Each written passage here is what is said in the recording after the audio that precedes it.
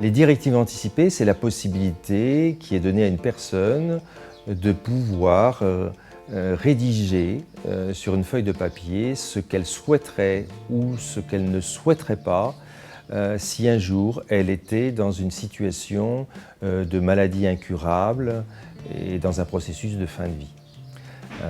Par exemple, je sous-signais telle personne, si un jour je suis atteint de maladie grave incurable, je ne souhaiterais pas de transfert en réanimation, je ne souhaiterais pas d'acharnement thérapeutique, je ne souhaiterais pas être maintenu en vie artificiellement à l'aide d'un respirateur, je ne souhaiterais pas avoir une hydratation ou une alimentation artificielle. Voilà, c'est un droit du malade de lui laisser la possibilité de décider de ce qu'il souhaiterait ou de ce qu'il ne souhaiterait pas pour sa fin de vie.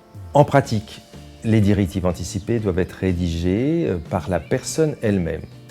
Si elle est dans l'incapacité d'écrire ces directives anticipées, elle peut les dicter en présence de 2 témoins qui signent et attestent la parole du malade. C'est fait sur un papier libre.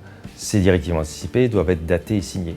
On les donne à son médecin traitant, on garde les directives anticipées sur soi et on les donne à sa personne de confiance.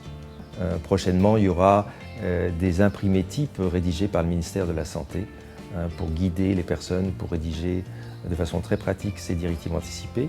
Très prochainement, avec la nouvelle loi, il n'y aura pas de renouvellement tous les 3 ans. On pourra les révoquer à tout moment, mais elles seront enregistrées sur un registre national consultable par tous les services de médecine, urgence, SAMU.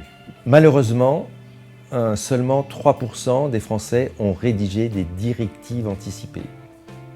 Et quand on parle de l'affaire Vincent Lambert, la plupart des Français disent « jamais je souhaiterais être maintenu en vie dans ces conditions-là ». Le problème, c'est s'ils n'ont pas rédigé des directives anticipées, il y a de grandes chances qu'ils soient maintenus en vie artificiellement. Il est très important de pouvoir rédiger ces directives anticipées pour que les médecins et la médecine respectent les souhaits des personnes dans ces situations-là.